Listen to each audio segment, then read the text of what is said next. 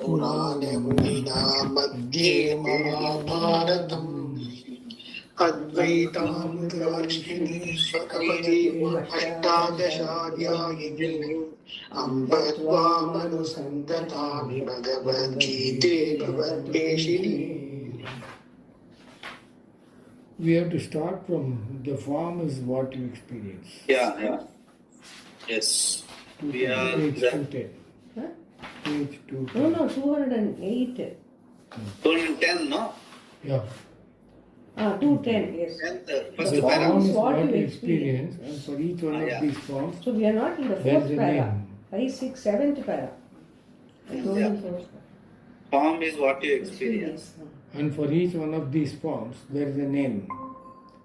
When I mention the word tree, you understand what object I referred to by that word.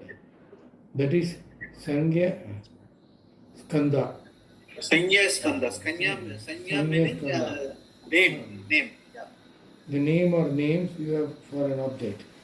A single object will have many words associated with it because it consists of many forms. A tree, for example, consists of bark, branches, leaves, and then again a leaf has chlorophyll, cellulose, cell walls, etc. You have varieties of words for a single object, and the more you know, the more words you have. A further category consists of a constant stream of flickers of consciousness, the Vijnana Skanda, in which the other skandhas resolve. In this alone, you have Rupa Skanda, Samya Skanda, and the Vedana Skanda. Then there is a world of memory called Vasana Skanda or Samskara Skanda. 1 minute. I've got a visitor. Just a minute.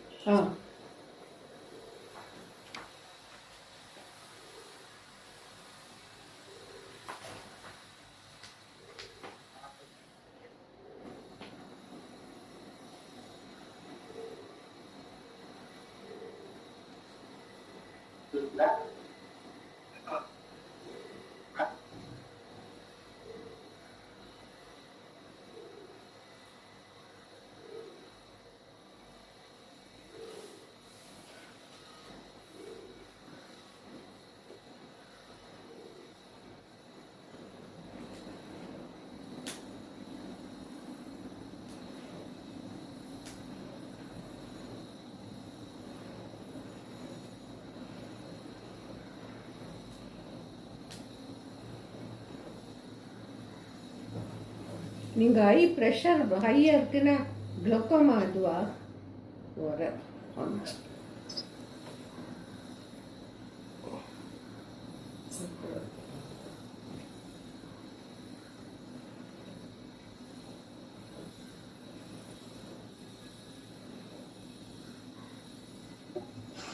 ஆமா glaucoma ஜாஸ்தி இருக்கு. Ayurvedic எஃபெக்டிவா இல்ல அதுல. அப்பப்போ check பண்ணிட்டே இருக்கணும் நீங்க.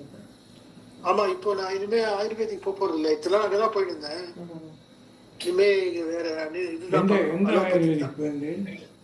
Ayurvedic செய்தி. நீங்க சொன்னது ஸ்ரீதரியம். All the impressions. Sorry. Okay. Then there is a world of memory called Vasana Skanda and Samskara Skanda. All the impressions stored in memory form the skanda. Where is Atma in all of this? The discussion is in terms of the sort of there is a question answer like Purva Buksha Siddhanta. People are asking questions about all these things like if karma is the sense. The thing is that karma has to be given up by understanding. That is the tatparyam, which Shankara is saying. At that time, the question is, there is karma is very difficult to give up. I would like to do it. In the sense, just as a challenge, that karma is difficult to give up, so I will try to give up. That is a question by somebody who is in the audience. But what Shankara says, what is the point in asking such questions? The sense it is not just to prove that I can give up karma, we are not giving up karma. That we are akarta. That understanding has to be there. Whether you do karma, whether you do not do karma is not material to the discussion. That is what he has said earlier also. In terms of long back, when he said, Ajo pisanne ve atma pisanne bhutanam vishwaro pisanne, he explained that.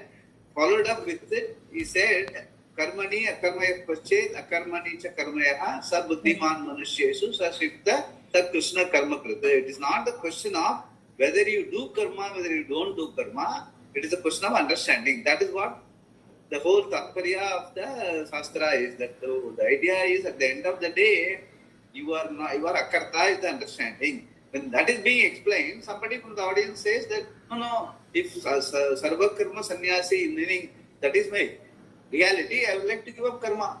I can challenge myself and give it to them. He says that doesn't help. That is why he is explaining what it is all about.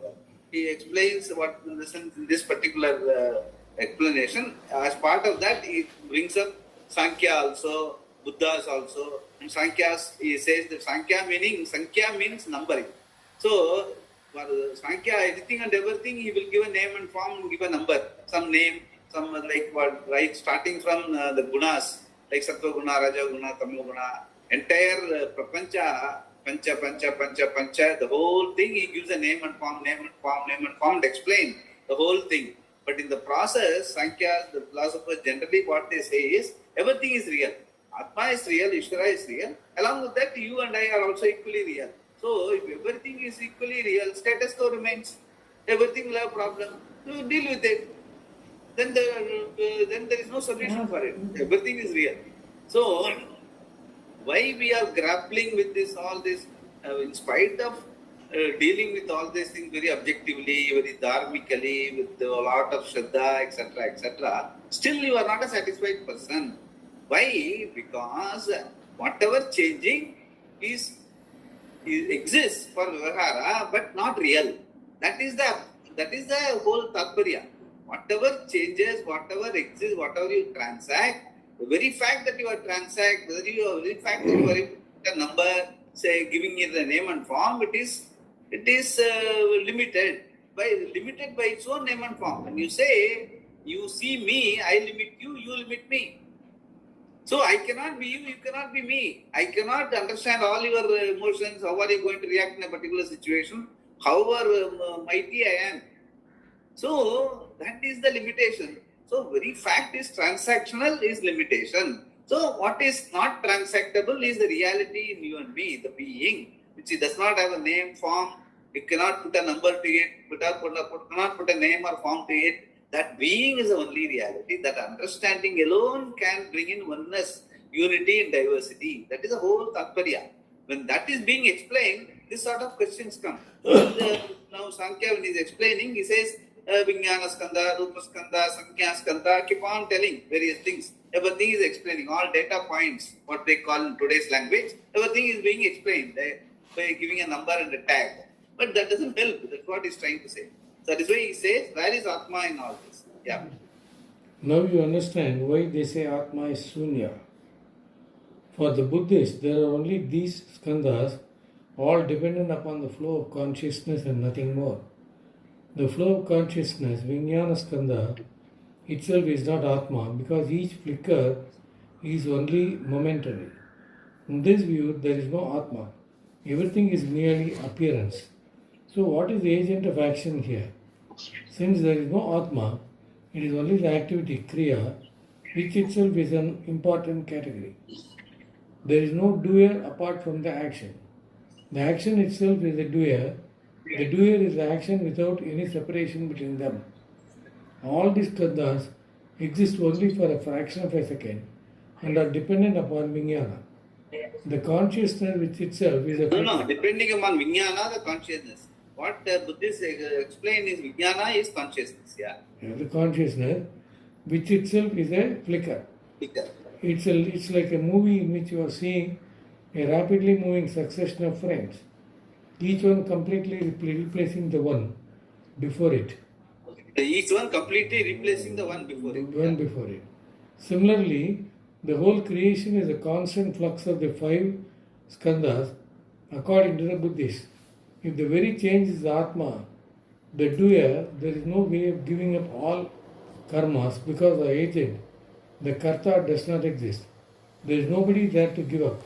In either case, when agency is innate to Atma and therefore it cannot but perform action, or if the world consists of only the five skandhas and action itself is Atma, and hence there is no agent, it is not possible for one to totally give up all karmas.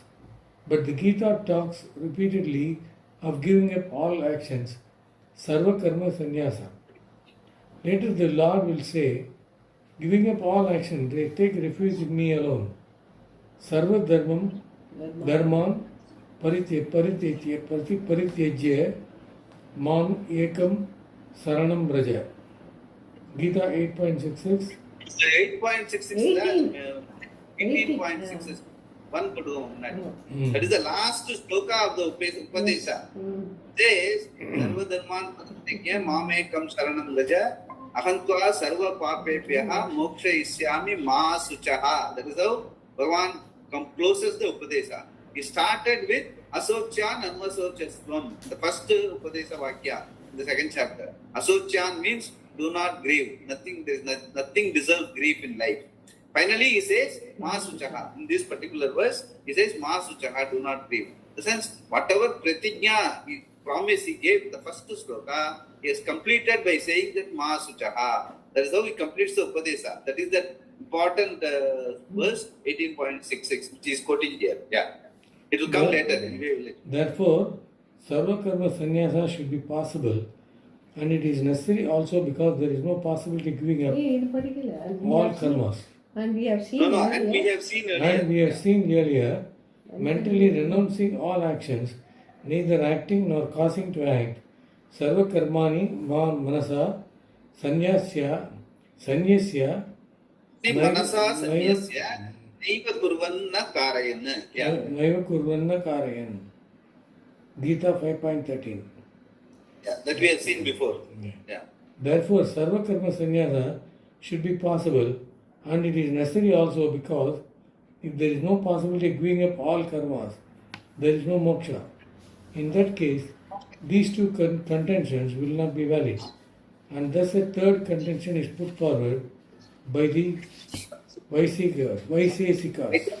All our philosophers, basically, they are now exhausting all contentions other than the Tatparya given by Vedanta, that Sarva Karma Sannyasa is nothing but Jnana Karma Sannyasa by understanding the reality of life is Atma, which is Desakala Vastu Aparichintam. It is neither Kurvana na Karayana. It doesn't act. Nothing can be acted upon it because there is nothing to act upon, because it is Desakala Vastu Aparichintam, time, spaceless, objectless being. Our reality, the Ishvara's reality, the world's reality. Everything else which is moving, on which work is being done, on agents of work is being done, is all constantly in a flux, consistently, constantly moving, giving an appearance that there is a world. But the reality is, it appears, but it is not real. What is real is only the being. That is the Tatparya of the whole Gita, all Upanishad. That is our reality. Once we understand and claim that reality, we don't have to, the sense our life is fulfilled here and now, not later or not earlier. Here and now, by understanding, we see the reality. So life is like a movie. Basically, the bright screen is my reality. Everything else moves on the screen continuously. Action seems to be happening. Stories seem to be happening. Life seems to be revolving, going up and down, and all that. It's like a movie. It's all happening in my reality. I am the one who gives reality to the whole movie called life. That is the final understanding by Vedanta. Everything else is all these Vaisheshikas, Sankhyas, all other philosophers, Buddhists, Vishistadvaita, Dvaita, everything is only describing the movie and saying that the movie is real as the bright screen. They are all saying that because they do not claim that reality, Atma, the bright screen as Atma, is not being is not being looked at as reality. So, or even if they look at it as reality, they say the bright screen is also the reality, the movie also is the real. So that is what they are postulating. Everything is real. If everything is real, then there is no, there is no knowledge, there is no moksha. You have to live with it, basically. Everything is real, ups and downs are also real. Then live with it. Why are you complaining? We are coming to Shastra to have a solution to the fundamental problem. If you say, if you postulate that there is no problem, then there is no problem. We live with it. Then why do we look for moksha? Why everyone says that moksha is our purushartha, parama purushartha, which everyone, even all these philosophers agree. Finally, life, human evolution is the maximum, and we have to revolve into Purnatvam. If Purnatvam is our objective, freedom is our objective, we cannot say everything that is happening as of now, what is happening is real. Then you have to accept. If that is the way, then you are here and now Purnam even without this knowledge. But you are not able to own it up. You are not able to, you are still complaining. All the time. Something is pluses, something is minus. So we are always yo-yo mentality. We are like that. All, whether it is philosopher or non-philosopher, educated or uneducated, rich or poor. So there is a fundamental problem which you have to recognize. And the solution is, there is no problem.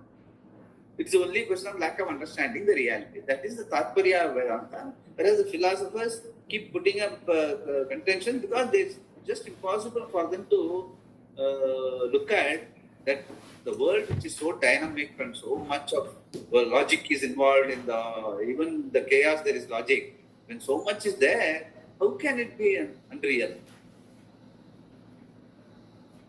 That is there. That is the problem of all the philosophers, including the Vaisheshikas, Nayayikas and all. One by one, he is giving up their contention and refuting it. Yeah.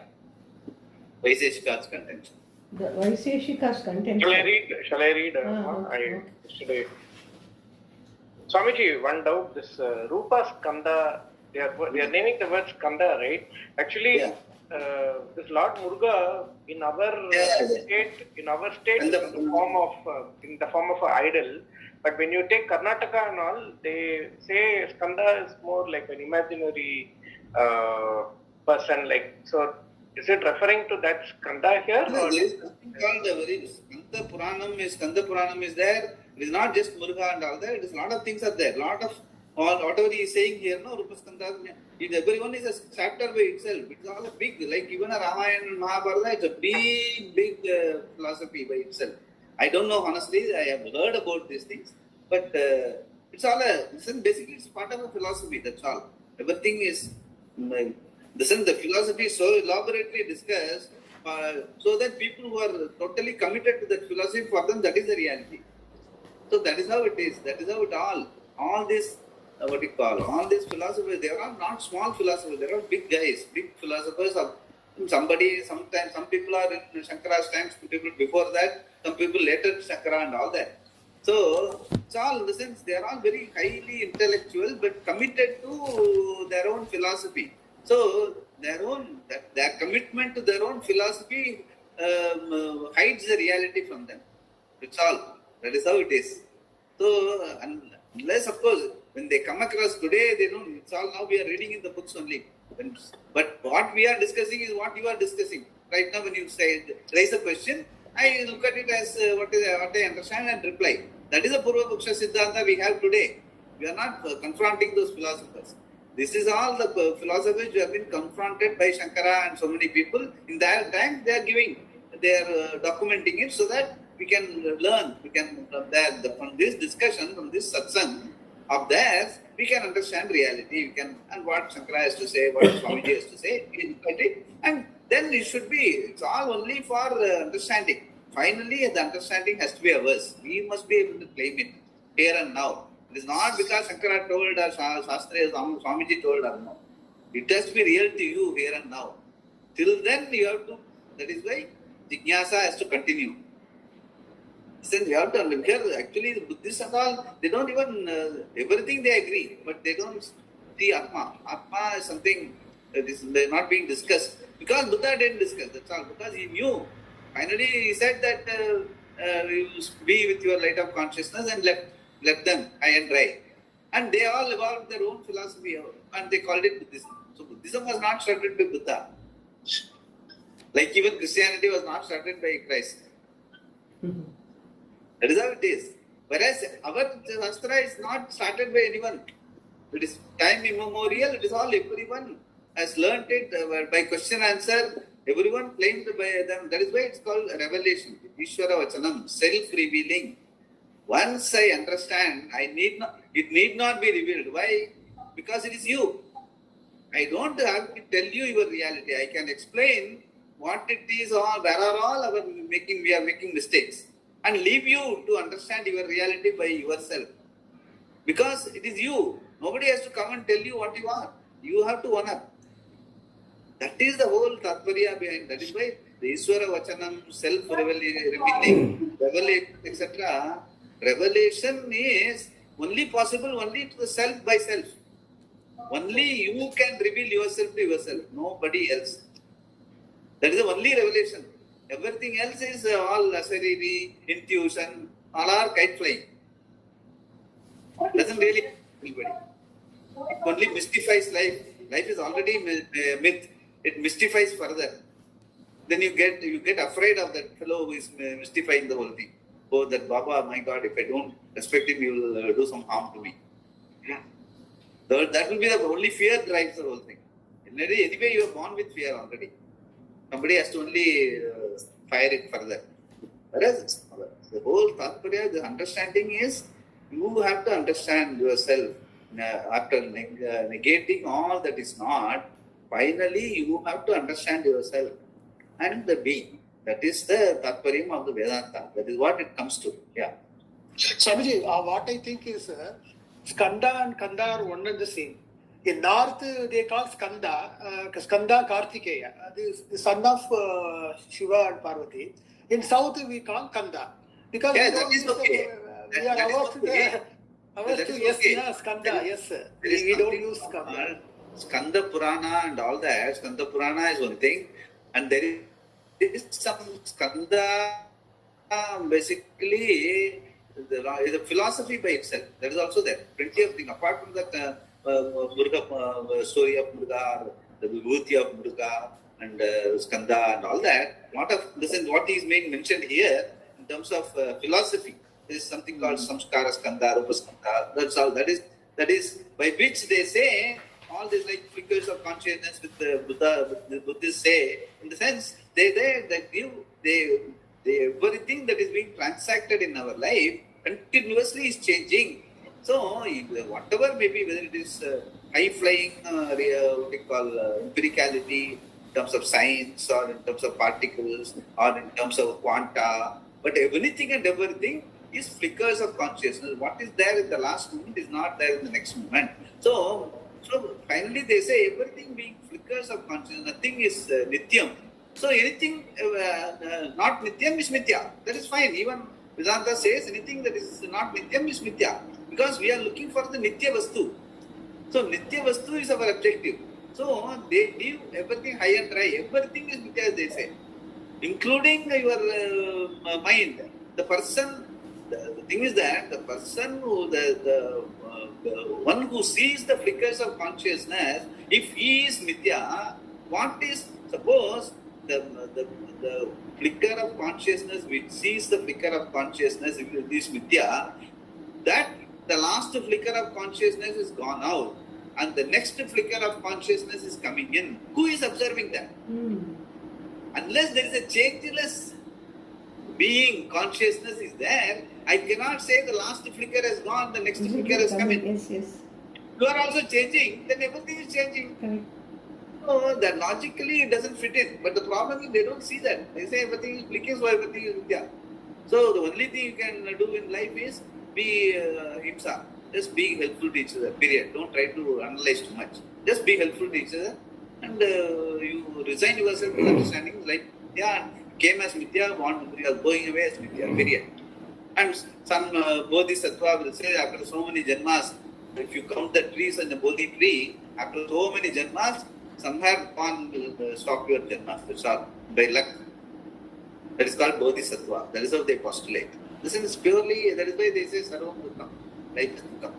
But then there is no green light at the end of the tunnel. That is a problem. Whereas we don't say Sarvam Sukham is only a myth. Sukham is the reality. That is Vedanta. Yeah. The Vaisheshika's contention, when something acts, it has action, it is Sakriya. And when it does not act, it is free from action, it is Nishkriya. The same thing, when it does something, becomes Sakriya. And when it does not do anything, becomes Nishkriya. This is what Atma is according to the Vaisheshikas. It is a substance that has the potential of doing karma, but is not the basis upon which the action takes place. A top, for example, is not doing any action when it is still, but it has the potential of being active.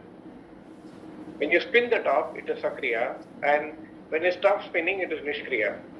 Similarly, Atma is sometimes active and sometimes inactive, and since it is possible for the Atma to be free from activity sometimes, then it is possible for it to be totally free from all activities. By some method with which you engage Atma in activity, you can put this Atma at rest.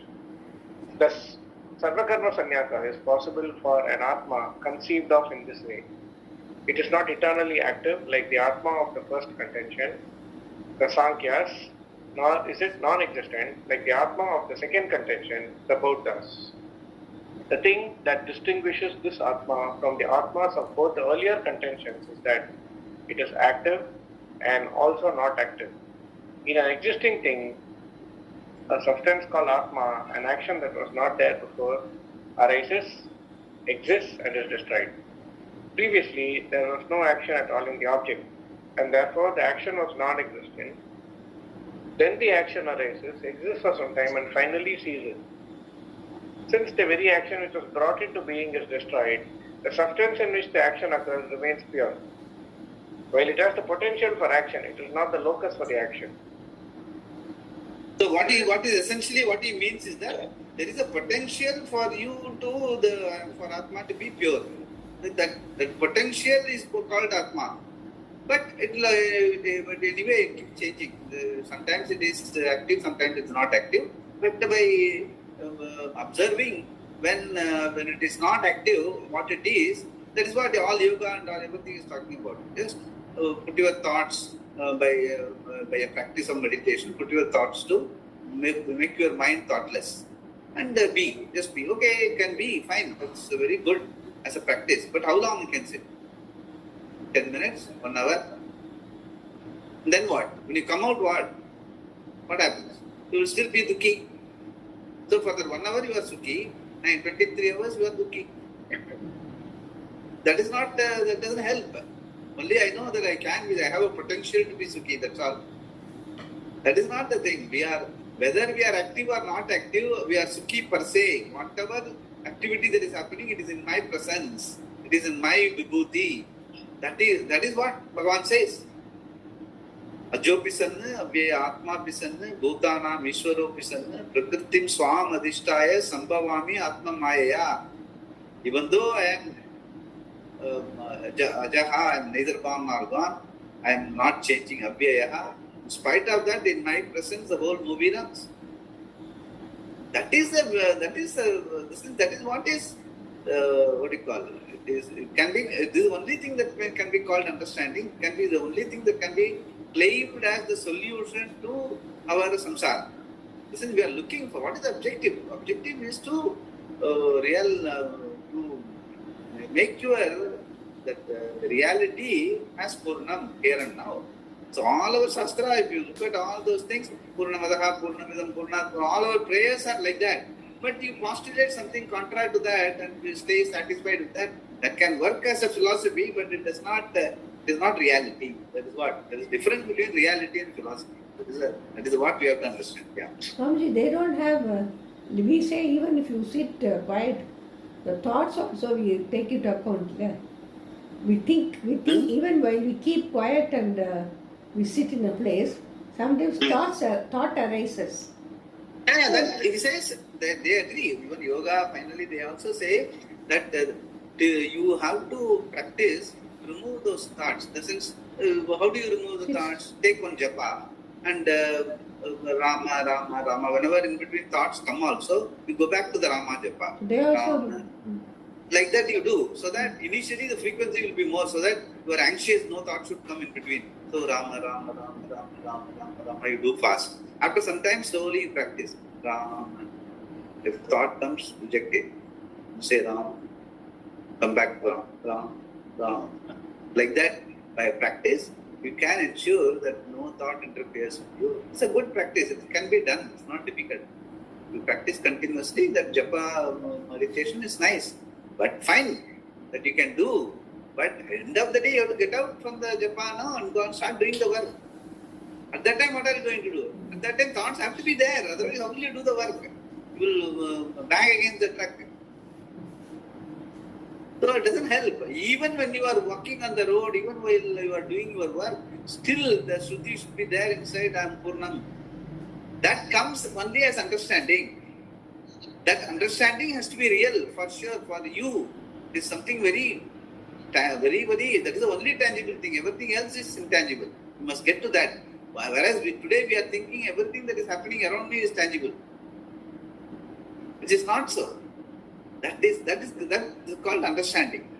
That is not dependent on any information or any knowledge or any theory or any practice. It is purely understanding. This is your reality. That is what the Gita Upanishads all are talking about. That is what we have to get to understand. All these questions, all these studies should help us to lead to that. Because all that is not that is being refuted. Now, refutation of the Vaisheshika's contention. That's the reason. Yeah. Refutation of the Vaisheshika contention. What the Vaisheshika says goes against what Bhagavan says. What is the problem with this? Bhagavan had said earlier that there is no existence of a non-existing thing. Nashato vidyate bhavaha. First, we have studied this before many times. Nashato vidyate bhavaha, na bhavo vidyate satha, ubayorapi drishtam, swaneyoho tattvadarshitihi. So what is real never ceases to exist. What that keeps changing, it is never real. So that is precisely as been told. And people who know, they know this clarity about both. So even this particular verse itself, the whole Shastra, whole reputation, the whole Vaisheshika, all contentions have been refuted. So whatever is changing is not real. Whatever is changeless is real. As simple as that. And nobody can, whatever is changeless, nobody can make it, abhava. That he has made it very clear. Now he is explaining it again. Yeah. Read. But in this contention of the Vaisheshikas, there is both existence for the previously non-existent action and non-existence for the once existent action, contradicting what Bhagavan Krishna has said, and therefore against the vision of the Shruti also. The first proposition is that an action that was non-existent is born. This is known as Asatkarya Vada, the contention that was an effect was non-existent before its creation. The contention that an effect was non-existent before its creation. Yeah. The contention that an effect was non-existent before its creation. A pot, they will say, was totally non-existent prior to its creation from clay. And since the previously non-existent pot is brought into being, the pot is a real object. This logic is extended to the creation to conclude that the creation begins. After being born, it gains existence and then is finally destroyed and disappears. Thus, the non-existent gains existence and the existent gains non-existence, which is exactly the reverse of what Bhagavan says. For the non-existent, there is no existence, and for the existent, there is no non-existence. For the existent, there is no non-existence. For the non-existent, there is never any existence. So Nashato vidyate bhavo, nabhavo vidyate shataha. So nasataha, na asataha vidyate bhavaha. What is real can never have non-existence. What is not real can never have existence. This is the postulation by Gita, and it is very logical. Whereas what Vaisheshika says is, because when he says non-existent part comes into being, that is just only name and form comes into being. Clay was already there. Clay is going to be there all the time.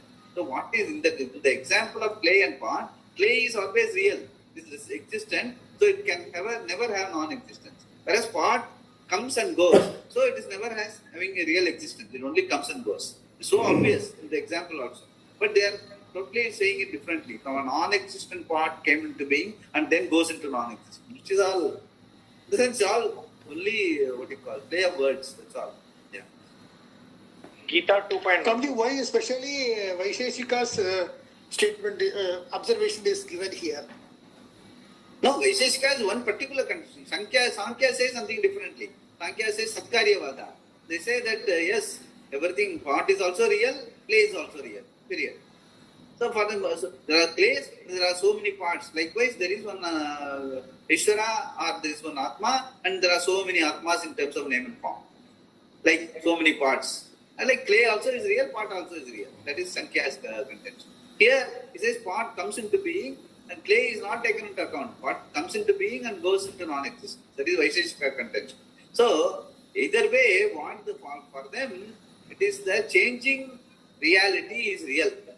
They don't contend that what changes is unreal. That just because it is available for transaction, the world is real.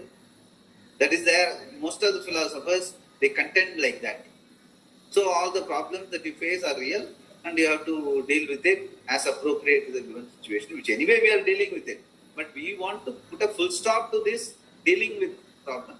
Dealing with, you are call it transactional, you deal with it transactional on the basis of the matrix of dharma. But for you to be a self-fulfilled person, for you to even follow dharma properly, you need to have a understanding of the higher reality.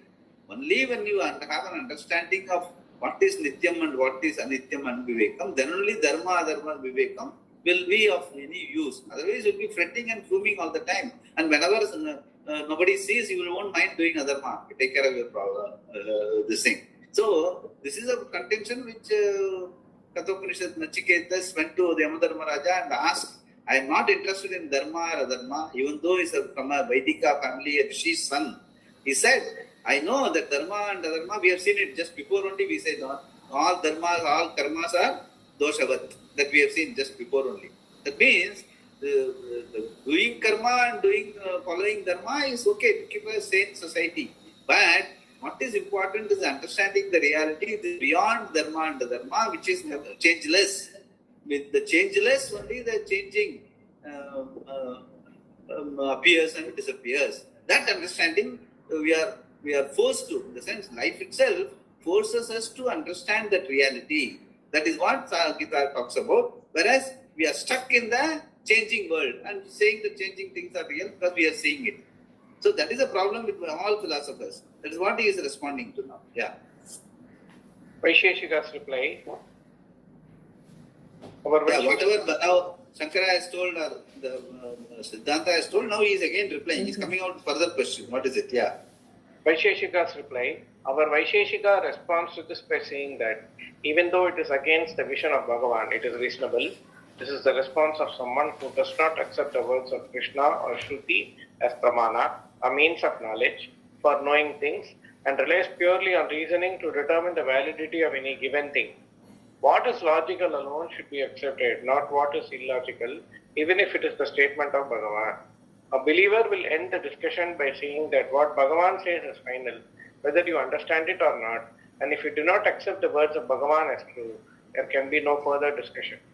Shankara is not a believer of this kind. He is a teacher, Acharya, and a jnani for whom Bhagavan and his vision are not two different things, and therefore for him this response has to be answered by pointing out the defect in it. What has been said here is against all our means of knowledge, pramana viruddha, against all our experience and reason. Though he claims his contention is reasonable, Shankara shows how it is not. Basis of the Vaisheshika's contention. According to the Vaisheshika, before the creation there were atomic particles called paramanus that combined in pairs to form Dyad,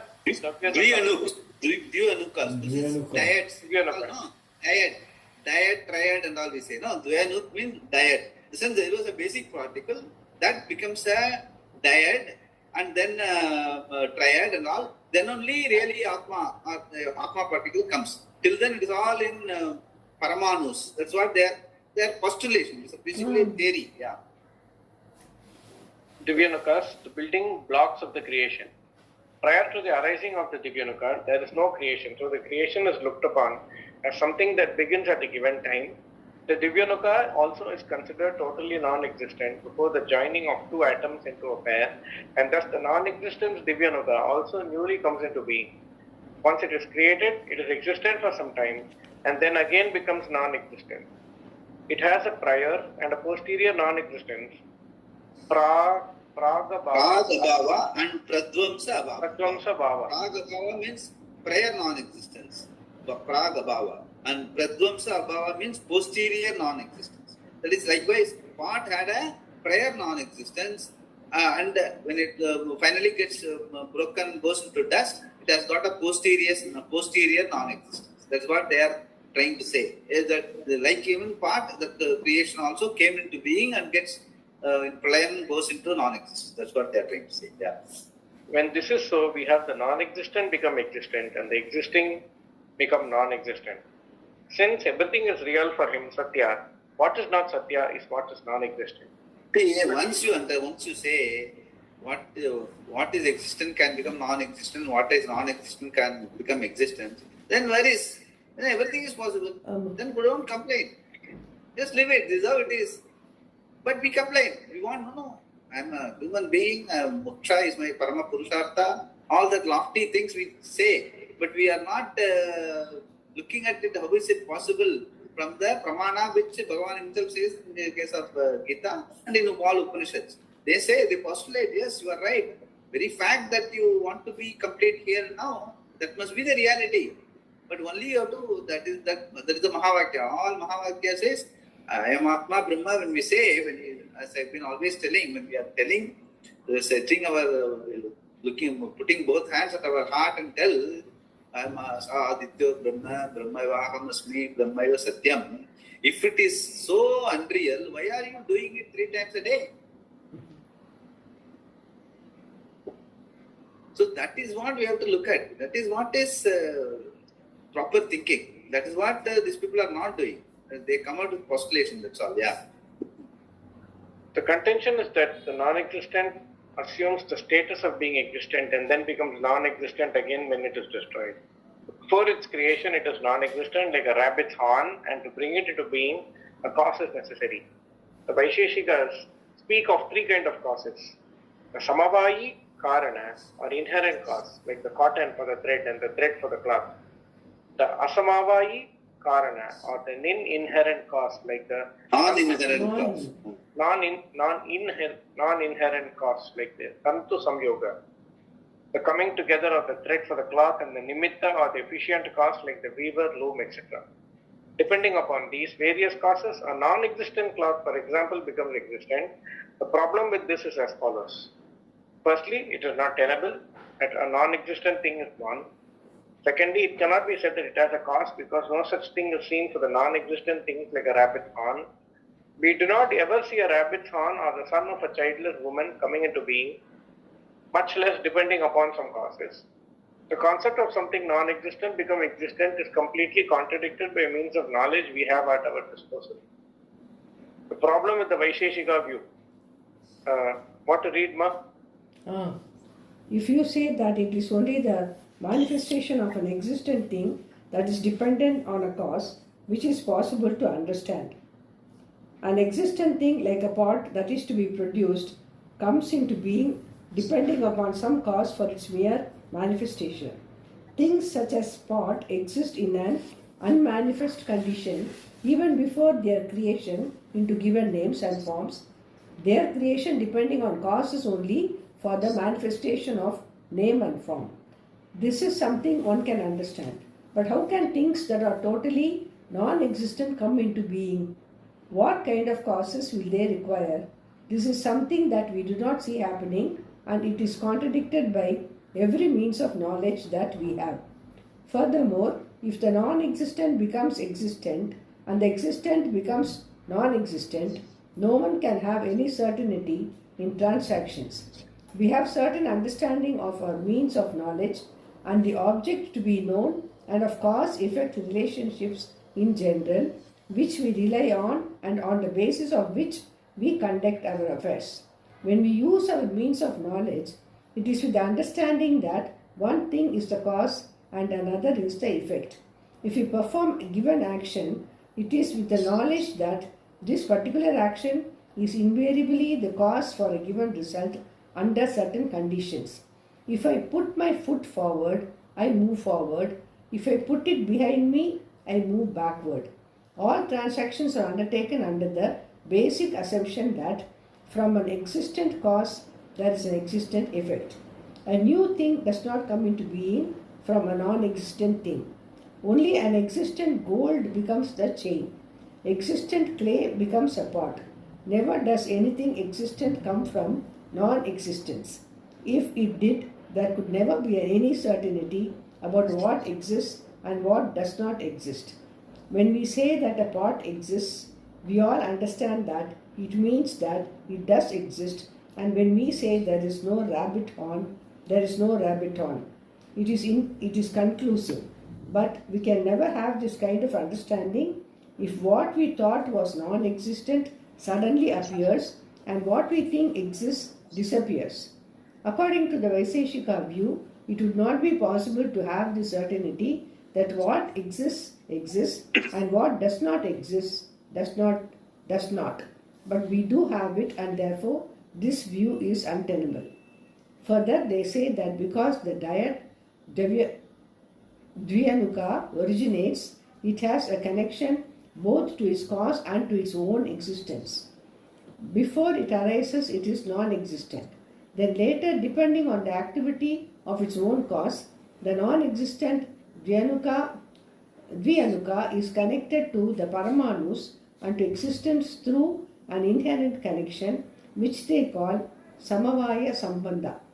This is an invention of the Vaiseshika to try and establish a non-existent entity becoming existent, Asatkarya Vada. They maintain that the cause and effect are two independent principles but are seen together because of this connection. The important thing here is that the Samavaya Sambandha established the connection of a non-existent thing to its cause, allowing it to come into being as an effect.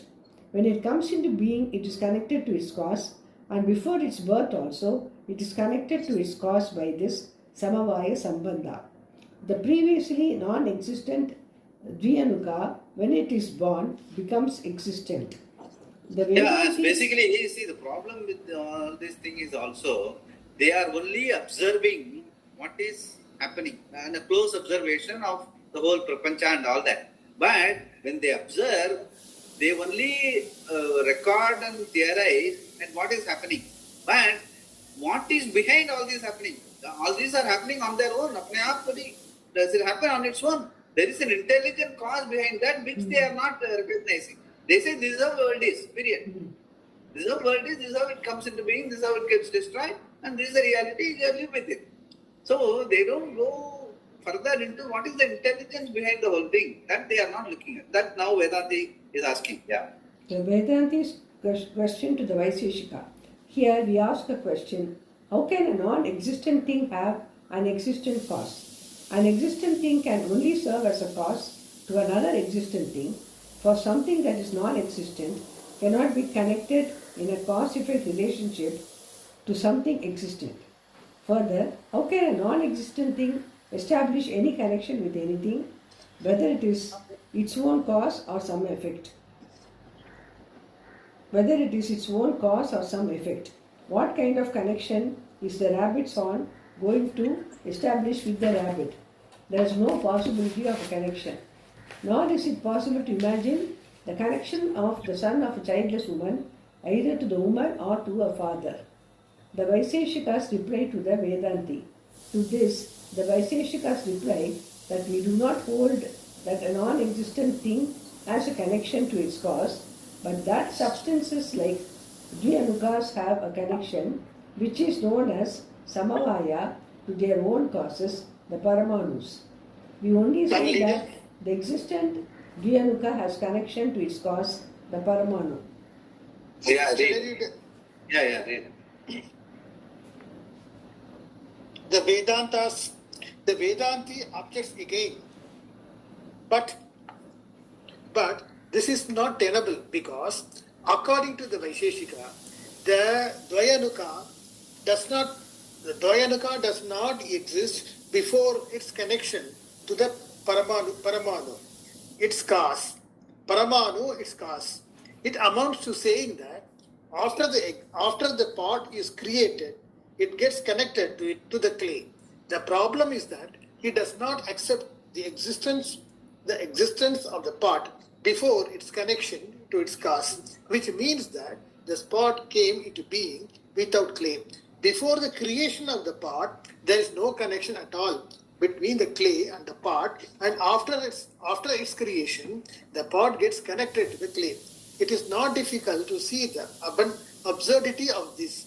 The existence of pot or anything before its connection to its cause is not tenable.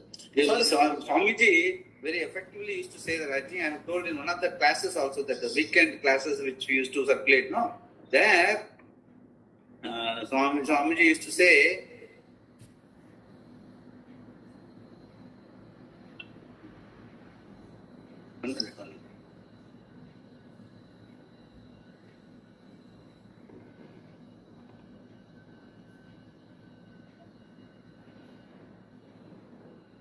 yes. So what he used to say is that this even for us to imagine a pot, you cannot even imagine a pot without a material. So just try to imagine a pot without a material, clay or glass or copper or whatever. But when you imagine a pot, when you think of a pot, you have to, in the sense, a material comes along with that. Even if you can't even think or you can't even imagine, where is the question of producing a pot or a paramanu without imagining a anu, which is already there? So only the existent can give rise to another existence. That is how that Vedanta, the Vaisheshika is saying that paramanu, once it comes into being, only existence comes into being. That the paramanu gets connected only after it becomes existent. The Vyanuk or the Trayanuk comes into existence first, then gets connected to paramanu is a very logical fallacy. That's what he's trying to say. Yeah. Further, the Vaisheshika does not accept that the pot exists before the activity of the potter and the wheel, etc. Before the application of all these causes, it does not come into being. Nor does he accept that the clay alone assumes the form of a pot, that the clay alone is this effect called pot, and therefore between the clay and the pot there is a connection. He does not accept that the pot has not really come from the clay, but it is only a form of clay. If he does, it becomes Vedanta. The pot becomes purely apparent, not real. It is only a form with a function, but it is not separate from the clay. This he does not accept. The contention is that a non-existent pot comes into being, and so there is no other choice but that the non-existent pot before its creation has a connection with its cause, the clay. This is the only possible position he can take, that the non-existent thing is connected to its cause. That, as we have seen, is untenable because... That, as we have seen, is untenable because the cause is first, then only comes the effect. You cannot say the effect came, thereafter it got connected to the cause. That is illogical. That's what Vedanta says. Yeah. Because a thing that is non-existent cannot have a cause which much less a connection with that cause. That the Vaisheshika's reply to the Vedanti. Here, the Vaisheshika again argues that even though it is non-existent, still it can have inherent connection. Samavaya Sambandha with its cause. Shankara reminds him that such a thing is not seen for non-existent things, like the son of a childless woman. Does he write letters to his mother? There is no connection at all between the non-existent son and the existent woman. At this point, he argues that because the previously non-existent part has a connection with its cause, while the childless woman's son does not. They are different types of non-existence. Basically, it says that no, you can't bring that example of that rabbit horn or Vandhyaputra and all that. They are all generally non-existent. Don't bring that sort of an example. But we see pot, we say suddenly there is no, suddenly find on the side of the road. Till yesterday there was no pot shop. Today we see a pot shop, lot of pots are there. So whenever there is a pot, it gets connected to clay. So you can't talk about that sort of an example. So whenever there is a pot, it comes to contact with clay and all that. That's what Vaiseshika says. Now Vedanta is again objecting. Yeah, please. Vedanti's objection. What is the difference between one non-existence and other? Before the creation of the pot, there was a non-existence of the pot, and similarly there is a non-existence of the son of a childless woman. Both are non-existent. What is the difference between the non-existence of the pot and the non-existence of a son of a childless woman? If the prior non-existence of the pot establishes a connection to its cause, it must be something entirely different from the non-existence of the son of a childless woman, who is admitted by both have no connection to anything. Because one non-existence has connection and the other does not, there must be some difference between these two non-existences. Shankara says that it is not possible for anyone to show a distinction among any of the conceivable non-existences. For example, there is no difference between the non-existence of one object and the non-existence of two objects, or the non-existence of many objects. Similarly, the prior non-existence, Pragabhava of an object is not different from the later non-existence. Pradvamsa abhava. Pradvamsa means after destroying the abhava is different from the abhava that was existing before it came into being. It is all sort of a play of words. Like Swamiji used to say, abhavathla enna, urakla enna, kalkanam irkenna. Abhavam is abhavam. What exists, exists. What doesn't exist, doesn't exist. Don't try to say that pragabhava is different from posterior non-existence and all that. So it's all, in the sense, purely theorizing. There's no connection with the reality. There's a problem. Yeah. And then they call it Adyanta Bhava. Vandhyaputra, they say Adyanta Bhava. In the sense, it's never there. So it's called Adyanta. So there's a difference between the Abhava of pot and clay and the Abhava of Vandhyaputras. They call it Adyanta Bhava. Can be different from any other Bhava. Yeah. Swamiji, the Shastras and all, they dwelt at length about the Pragabhava.